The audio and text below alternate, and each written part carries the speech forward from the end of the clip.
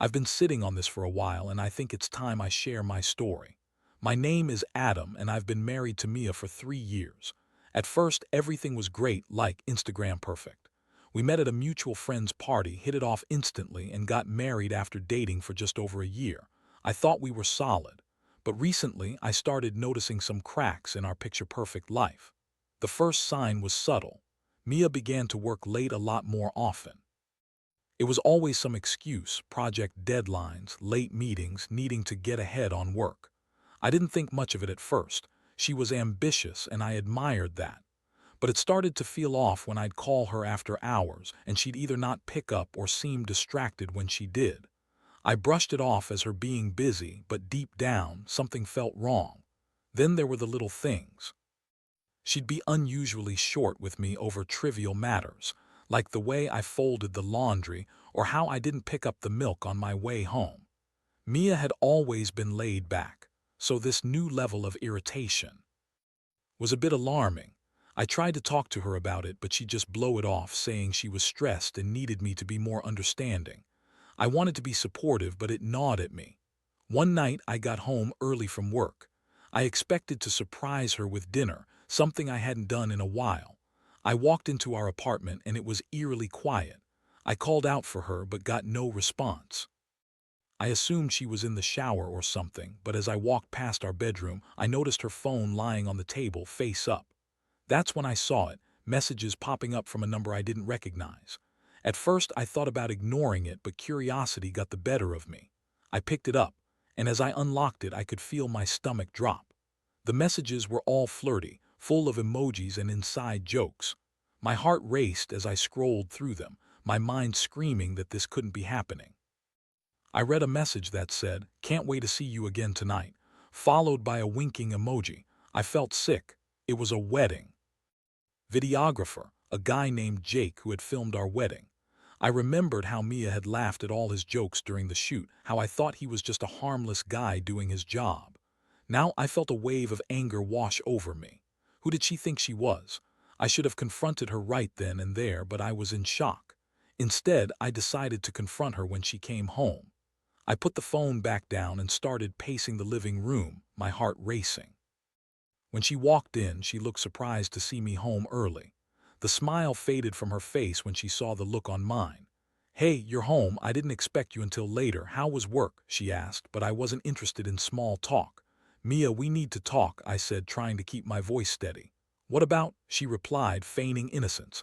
I pulled my phone out and showed her the messages. I watched as her face turned from confusion to panic. "Adam, I can explain." She stammered, but the words fell flat. I could see the guilt written all over her face. She went on about how it was just a flirtation and how she had gotten carried away. It didn't mean anything, I swear. She promised it was just a phase and that she loved me, but all I could feel was betrayal. The emotional fallout hit me hard. I felt like I was in a whirlwind of anger, sadness, and disbelief. I had trusted her completely, and now that trust was shattered. I never imagined I'd find myself in this position, and it hurt like hell. I spent the night wrestling with my thoughts, replaying our memories in my mind. The laughter, the love, and now this. How could I have been so blind? I had to think about what to do next. The next morning I made a decision. I wouldn't let this define me. I knew I had to take control of my life again. But how? Should I fight for my marriage, or was it time to move on? As I stared out of the window, contemplating my next steps, I realized one thing: I deserved better. As the sun rose the next day, I felt a heavy weight bearing down on my chest. The betrayal was still raw, and the memory of Mia's frantic excuses echoed in my mind. I couldn't shake the feeling of being an idiot for trusting her so blindly. I spent the morning replaying every moment of our relationship, trying to pinpoint where I went wrong. Was I too trusting? Too complacent? I had work to do, but I couldn't focus. My mind was racing. I found myself staring blankly at my computer screen, completely unproductive. All I could think about was Mia's affair with Jake and the implications of it. I felt nauseated every time I thought about them together. A part of me wanted to confront Jake, to make him feel the pain I was feeling. But I quickly brushed that thought aside. I knew that wouldn't solve anything. It would just drag me deeper into a pit of anger and resentment. I decided to take a walk to clear my head. The fresh air filled my lungs, but it didn't do much to calm my racing heart. As I walked through our neighborhood, I noticed couples holding hands, laughing, and going about their lives. It was painful. I felt out of place, like I was stuck in a different world. When I returned home, Mia was waiting for me. She had been pacing the apartment, clearly anxious about how I would respond. I knew I had to confront her again. I had to dig deeper and get to the core of this betrayal. Mia, we need to talk, I said again, my tone firmer this time. She nodded, her expression shifting from defensive to fearful. Okay, Adam, I know I messed up. Just let me explain. Explain. You think there's an explanation for cheating on your husband with some guy from our wedding? I couldn't hold back the anger in my voice. You think I'm just going to sit here and listen to your pathetic excuses? Tears welled in her eyes as she tried to hold back her sobs. I was stupid. I didn't want to hurt you. It just happened. It's not what you think. Not what I think, I repeated incredulously. You're having an affair. What else is there to think? She took a deep breath, trying to compose herself. It was just a fling. I never meant for it to go this far. I love you, Adam. Please believe. That, I felt a mixture of emotions, anger, sadness, and a tinge of pity for her. How can I believe you after this? You threw everything away for a fling. What does that say about you? I was confused, she said, her voice breaking. We were going through a rough patch and I didn't know how to deal with it. When I met Jake, it felt like I was escaping reality and I got carried away. Please just give me a chance to make it right. Her excuses were infuriating. I had always been there for her, supporting her through tough times, and yet she chose to betray me instead. You think I can just forgive and forget? It doesn't work that way, Mia. We spent hours going back and forth, but all her words felt empty. I felt like I was talking to a stranger, not the woman I loved. The person sitting in front of me seemed more like a caricature of a remorseful spouse, desperately trying to salvage something that felt irreparably broken. Eventually, I grew tired of the charade. I need some space, I said, my voice steady. I can't even look at you right now. Mia's face fell and she pleaded with me to reconsider, but I was done. I needed time to think about what I wanted. This wasn't just about her betrayal, this was about my self-respect. I moved to the guest room that night. Sleeping alone felt strange, but it was a relief to have some distance. I spent hours tossing and turning, grappling with my feelings. I recalled the promises we made to each other, the vows exchanged on our wedding day. How could she throw it all away so easily? The next day, I decided to take action. I couldn't let her infidelity dictate my life. I needed a plan, something that would give me back a sense of control. I thought about the wedding footage. Our wedding day was supposed to be one of the happiest days of our lives, but now it felt tainted. I had always loved watching our video, reliving the beautiful moments, but now it was nothing more than a reminder of her betrayal. That's when a thought struck me. I could erase those memories. I could make sure that everything associated with that day was wiped clean. Sure, I'd lose the happy moments, but I couldn't stand the idea of looking back and seeing her smile while she was cheating on me. With a newfound determination, I reached out to the videographer. I knew it was a long shot, but I had to try. I composed a message, my fingers trembling with anticipation. Hey Jake, can you delete all the footage from my wedding? I no longer want it. It felt liberating to take that step. I was taking control of the narrative. I wasn't going to let Mia's actions define my memories. I felt a sense of vindication wash over me. Now the question remained, what would I do about Mia? Could I really walk away from the life we built together, or was there still a glimmer of hope for us?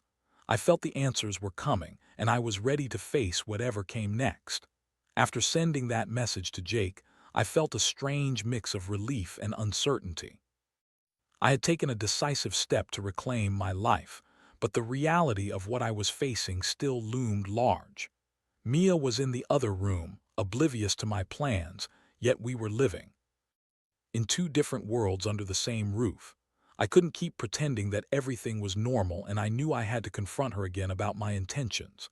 That evening I sat in the living room, the silence between us thick enough to cut with a knife. Mia eventually wandered in, her eyes puffy and red from crying. She looked vulnerable, but I couldn't let my feelings sway me. I had to be strong. Adam, she said softly, can we talk? I hate this distance between us. Sure, let's talk, I replied, keeping my tone neutral.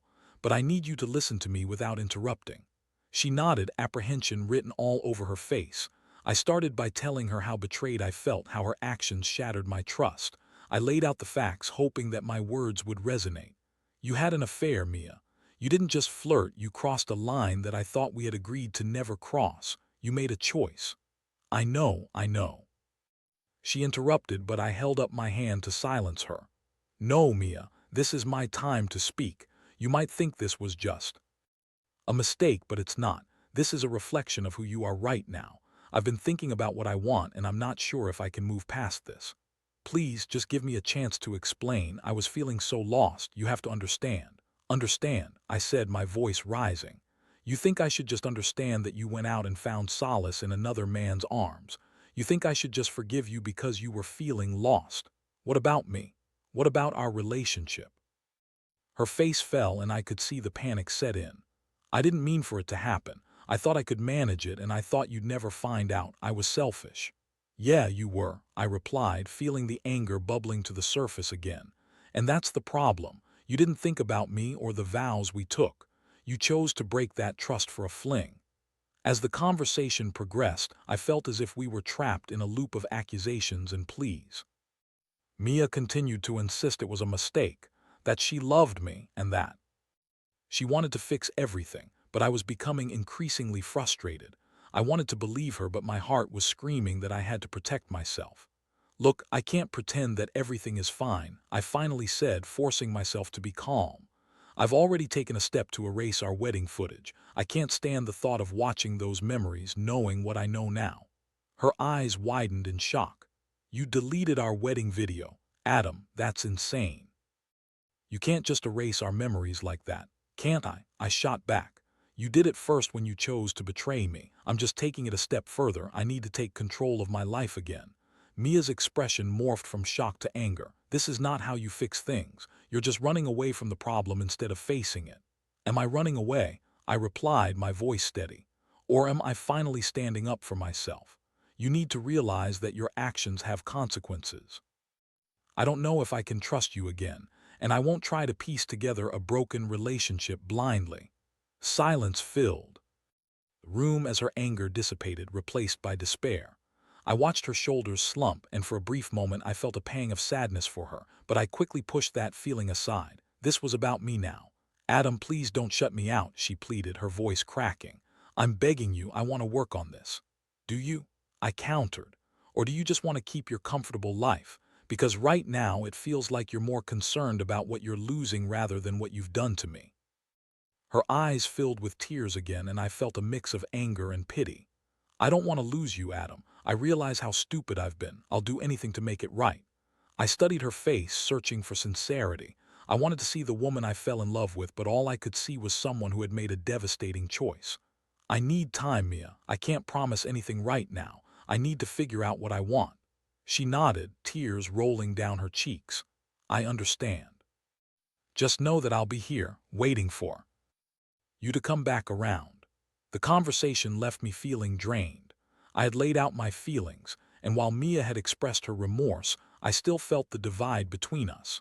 I retreated to the guest room and sank into the bed, feeling the weight of uncertainty settle in. I spent the next few days in a fog, unable to focus on work or even enjoy my hobbies. I felt like I was in limbo, caught between the life I thought I had and the reality of my situation. I couldn't shake the anger or the sadness that kept creeping in, but deep down, I knew that I couldn't let this consume me. One night, as I sat in the guest room, I made a list of pros and cons. I needed to see things clearly. On one side, I wrote down all the reasons I loved Mia, the laughter, the moments of joy, the dreams we had together. But on the other side, the cons were overwhelming. They included betrayal, lies, and a broken trust that felt impossible to rebuild. As I stared at the list, I realized I couldn't stay stagnant. I had to make a decision soon. Deciding to go for a run to clear my head, I slipped on my sneakers and headed out. As the night air filled my lungs, I couldn't help but think about the future. Would I really be able to work through this? Or was it time for me to walk away? The answers were still murky, but I knew one thing for sure. I wouldn't let Mia's choices dictate the course of my life any longer.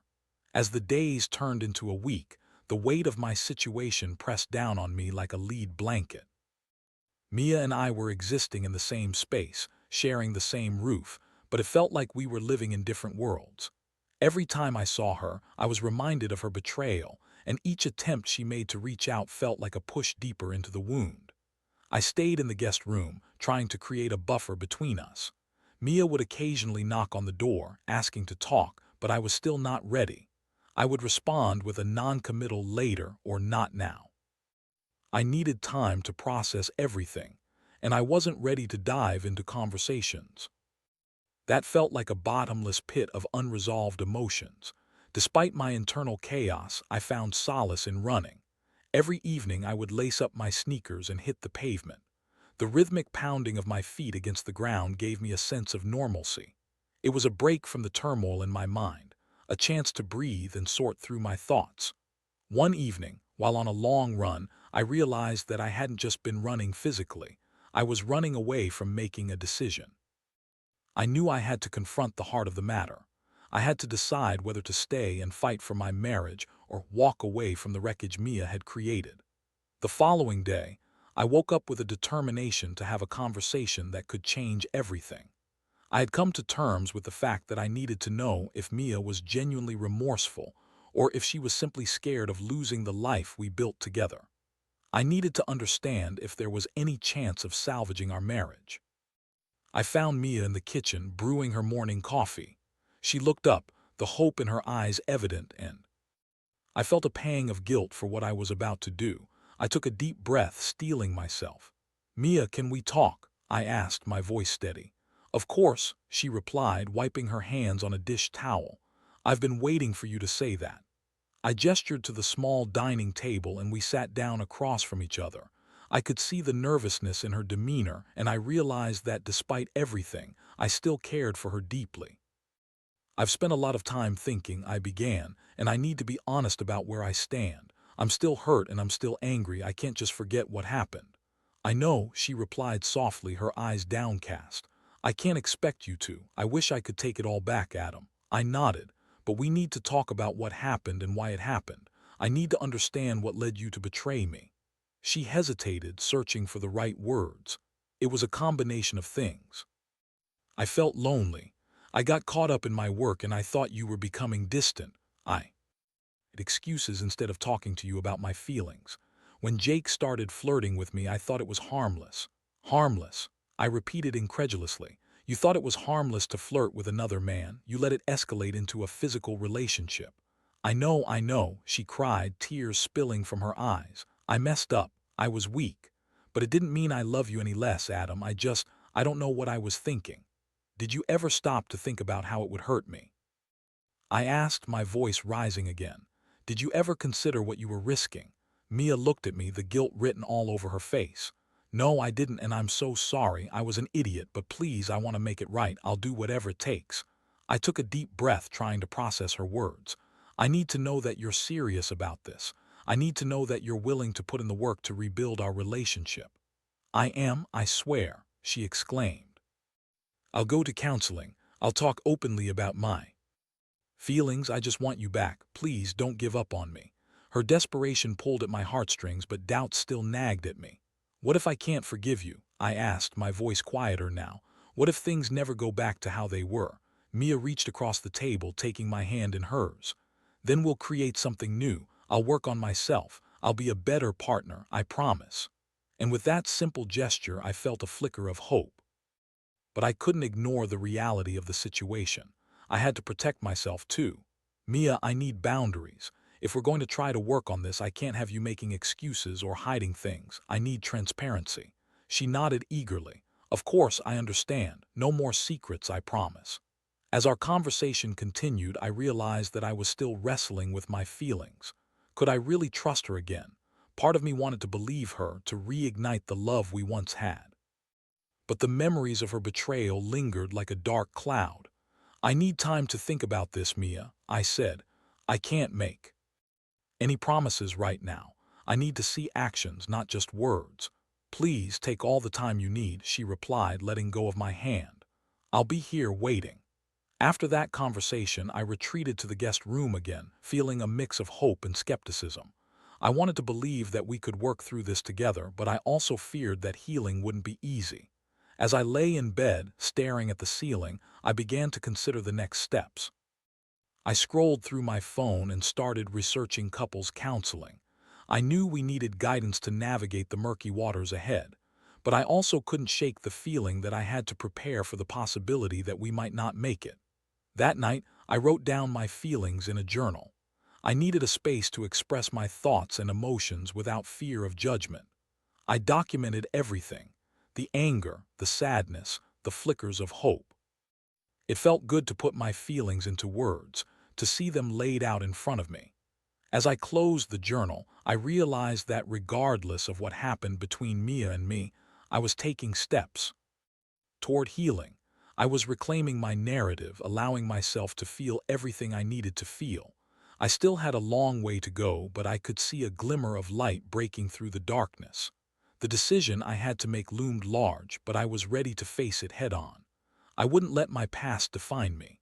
I would find my way back to happiness, whether that was with Mia or without her. I was ready to take control of my life again. The following weeks were a whirlwind of emotions, conversations, and moments of painful reflection.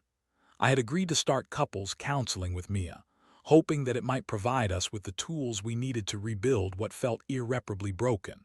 The sessions were intense, to say the least. Each time we sat across from the therapist, I felt like I was peeling away layers of hurt and betrayal, exposing the raw feelings underneath. In our first session, we delved into the affair, and I was surprised by how difficult it was to articulate my pain in front of a third party. Mia and I both sat in silence, avoiding eye contact, as our therapist prompted us to express our feelings. I could feel the tension in the air, the weight of unspoken words hanging between us. "Adam, how did Mia's actions make you feel?" the therapist asked, directing her attention toward me. I took a deep breath, trying to steady my racing heart. "It shattered me," I admitted, my voice shaking. "I thought we had something real. I trusted her completely, and she threw it away for, what, a fling." Mia's eyes filled with tears as she listened to me speak. "I'm so sorry," she whispered, her voice cracking. I could see the remorse written all over her face, but it didn't negate the pain I felt. The therapist guided us through our emotions, encouraging us to be vulnerable and honest. "Mia, what do you want to say to Adam?" she prompted. "I just want him to know how deeply I regret what I did," Mia replied, her voice trembling. "I was selfish and thoughtless. I wish I could take it all back." "Regret is a start, but it doesn't erase the damage," I interjected, feeling the need to make that clear. "I need to know you. Understand the depth of the hurt you caused." As the session continued, we worked through our feelings, and for the first time, I felt a glimmer of hope. The therapist helped us articulate our needs and expectations moving forward. I shared my need for transparency and honesty, while Mia expressed her desire to be more open about her feelings and insecurities. After several sessions, I noticed some changes in Mia. She was making an effort to communicate more, to express herself rather than bottle things up. It felt like we were developing a new language, a way to navigate the complexities of our relationship. But the scars of betrayal still lingered, and I couldn't shake the feeling that we were walking on eggshells. As the days passed, I also set aside time to reflect on my own needs and desires. I started seeing a therapist for myself, focusing on healing and self-discovery. I realized that while I wanted to work on our marriage, I also needed to prioritize my own emotional health. I had to ensure I wasn't losing myself in the process of trying to fix things with Mia. Through individual counseling, I learned to assert myself, to voice my feelings without guilt. I began to recognize that it was okay to seek happiness for myself, regardless of the outcome with Mia. It was empowering, and I began to feel a sense of clarity about what I wanted. One night, after a particularly grueling session, I came home to find Mia waiting for me in the living room. She had lit candles and prepared a simple dinner, trying to create a welcoming atmosphere. I appreciated the gesture, but part of me still felt guarded. "Hey, how was therapy?" she asked, her voice hopeful. It was intense, I replied, taking a seat across from her at the table. We talked about a lot of things. Good things, I hope, she pressed, a nervous smile on her face. I took a moment to gather my thoughts before responding. I think it's good that we're working through our issues, but it's going to take time, Mia. It's not a quick fix. I know, she said softly, her expression earnest, and I'm willing to put in the work. I just want you to know that I'm here for you. I nodded, appreciating her sentiment. I need you to be consistent, though. It can't just be about the counseling sessions. It has to be about how we communicate every day. Absolutely, she agreed, her sincerity shining through. I want to show you that I can be the partner you deserve. But beneath the surface of our attempts to reconcile, I still felt a nagging doubt. I was learning to trust her words, but the memories of betrayal haunted me. I couldn't ignore the way my heart twinged at the thought of her with Jake, how it felt like a dagger each time I recalled the messages I had seen. Weeks turned into months, and while we made progress in our sessions, I still found myself wrestling with my feelings. I had moments where I thought about the possibility of moving on, of finding happiness outside of this marriage. But then I also felt the flicker of love that still remained for Mia. One evening, as we sat together on the couch watching a movie, I felt a surge of nostalgia. I remembered the early days of our relationship when we would laugh, share dreams, and simply enjoy each other's company. The warmth of those memories mingled with the reality of our current situation, creating a confusing mix of emotions. Mia, do you remember when we first met? I asked, trying to pull us both out of the heaviness that had settled over us. She smiled, her eyes lighting up. Of course, you were so charming and I was immediately drawn to you. I knew you were different. Yeah, I continued, I felt it too. It was like fate brought us together. Do you think we can get back to that? Mia asked, her voice hopeful yet tinged with uncertainty. I looked at her, searching for an honest answer within myself. I think we can try, but we have to be willing to be open and vulnerable. I can't keep carrying the weight of this. She nodded, and in that moment I felt a flicker of unity. It was a small step, but it felt significant. But as we continued to navigate our new reality, I couldn't ignore the underlying issue of her affair. I needed to confront the question that had been festering in me. Was I really ready to forgive? Could I ever truly let go of the pain she had caused? The following week, I decided it was time to address that lingering doubt. I asked Mia to join me for a walk in the park, hoping the serene environment would help facilitate a deeper conversation. As we strolled along the path, surrounded by blooming flowers and the sounds of laughter from children playing, I took a deep breath and turned to her. Mia, I need to talk about your affair again. Her expression shifted, the anxiety evident in her eyes. Okay, I'm listening. I need to understand why it happened, why you felt it was okay to betray our vows, I said, trying to keep my tone even. I was lost, Adam, she began, her voice faltering. I didn't feel connected and I thought I could find that elsewhere. It was foolish and I hate myself for it. I felt the anger swell within me. But why didn't you come to me? Why didn't you talk to me about how you were feeling instead of seeking comfort with someone else? I didn't think you would understand, she admitted, tears welling in her eyes. I thought I could handle it on my own. I never wanted to hurt you. Yet you did, I replied, my voice firm. I need to know that you truly comprehend the impact of your actions. It's not just about the affair, it's about our commitment to each other. I do understand, she pleaded. I promise I'll never let things get that far again. I'll always come to you if I'm feeling lost. We continued walking, and I felt a mix of hope and skepticism. Could I really believe her? I wanted so badly to trust her again, but I knew it would take time. As we returned home that day, I felt a sense of resolution wash over me. This journey would be long and fraught with challenges, but I was ready to face it head-on. I was learning to find strength in vulnerability, and while the scars of betrayal would remain, I knew that healing was possible. As I lay in bed that night, I reflected on the path ahead. I had a decision to make about our future, and though the uncertainty loomed large, I felt more equipped to confront it. Whatever happened, I was determined to reclaim my happiness, whether that involved Mia or opening a new chapter entirely. I would not be defined by betrayal. I would be defined by my strength and my willingness to seek the life I deserved. The weeks following that pivotal conversation were filled with a mix of cautious optimism and lingering doubts. Mia and I continued our counseling sessions, and while progress was slow, it felt meaningful. Every small step forward felt monumental after the seismic shifts we'd experienced. But there were still days when I felt overwhelmed by doubt. I'd find myself staring blankly at the walls, replaying those moments of betrayal in my head. Each time I did, I felt a pang of hurt in my chest, a reminder that trust takes time to rebuild. Mia was making an effort, I could see that. She was opening up more, sharing her feelings and fears in ways she hadn't before. But there remained that gnawing voice in the back of my mind, questioning whether I could ever truly forgive her. One evening, as we sat on the couch watching a movie, I felt a flicker of the love we once had. I looked over at her, and for a moment the memories of laughter and joy flooded back. I longed to feel that connection again, but doubt still lingered. "Mia," I said, breaking the comfortable silence, "do you think we can ever really get back to who we were?" She turned to me, her expression serious. "I want to believe we can, but I also understand that it's going to take time and effort from both of us. I'm willing to do whatever it takes." I nodded, appreciating her resolve. "I want to believe that too. But I need to be honest, some days are harder than others. I still struggle with thoughts of what you did."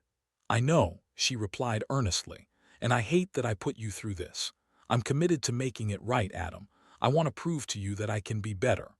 As the weeks turned into months, I found myself gradually allowing both the good and the painful memories back into my heart. I began to let go of the anger, if only a little bit at a time. I learned to celebrate the small victories. They felt like stepping stones toward healing. Mia and I started carving out moments of joy amidst the struggle. We went for walks, tried out new recipes together, and even picked up old hobbies that had fallen by the wayside during our earlier years. We laughed more and found ourselves in deep conversations about our hopes and dreams. I began to see glimpses of the woman I fell in love with, and it reignited a spark of hope within me. One night, after a particularly meaningful date night, I found myself staring at her while she laughed at something silly I said. I felt warmth spread through my chest, the kind of warmth that reminded me of our early days together. This was the connection I had been longing for. "Mia," I said, my voice steady but filled with emotion, "I've been thinking a lot about us. I want to move forward, but I need to be certain that we're on the same path." She looked at me, her eyes wide with hope. "What do you mean?" "I want to try to rebuild our life together, but I need to know you're committed to being honest with me. No more secrets, no more lies. We need to be open about everything." "Absolutely," she said earnestly. "I promise, Adam, I'll be transparent about my feelings, my fears, everything." I took a deep breath, realizing that I was ready to take the leap. "And I need to commit to communicating my feelings as well. This can't just be one-sided. We both need to put in the effort." "Yes," she said, her face lighting up. "I want that too." That night after we talked, I felt a sense of relief wash over me. It was clear that while our journey was far from over, we were finally on the same page. I was learning to trust my instincts again, to believe that healing was not only possible but within reach. However, I also realized that I needed to take a step back to evaluate everything. I needed time alone to reflect on our relationship, to think about whether I could truly forgive and move forward. So, I booked a weekend getaway for myself, a chance to clear my head and gain some perspective. As I drove away, I felt a mix of excitement and apprehension. The open road stretched out before me, and I relished the freedom of being alone with my thoughts. I spent the weekend hiking, reading, and reflecting on everything that had transpired. I wrote in my journal, pouring out my heart and examining every facet of my feelings. By the time I returned home, I felt renewed. I had spent those days processing my emotions, and I realized that while there would always be scars from Mia's betrayal, I could choose to focus on rebuilding. When I walked through the door, Mia greeted me with open arms. "How was your trip?" asked, her eyes bright with hope. "It was enlightening," I replied, pulling her into a warm embrace. "I've had a lot of time to think." "Good thoughts?" she asked, her eyes searching mine. "Yeah," I said, my voice steady. "I think we can move forward. I want to try, but it's going to take time and I need us to keep working at it." "I'm all in," Mia replied, determination in her voice. I'll show you that I can be the partner you deserve." As we stood together, I felt a weight lift off my shoulders. Yes, there would be challenges ahead, but we were ready to face them together. I realized that love is not just about the happy moments. It's also about navigating the stormy seas and emerging stronger on the other side. And so, we began the next chapter of our lives. It wouldn't be easy, but as long as we continued to communicate openly and support one another, I believed we could forge a new connection, one built on trust, vulnerability, and a deep commitment to each other. In the end, this experience taught me a lot about love, forgiveness, and the importance of self-worth. I knew that whatever happened, I was stronger for having faced this challenge head-on. I was reclaiming my life, and I was ready to embrace whatever came next.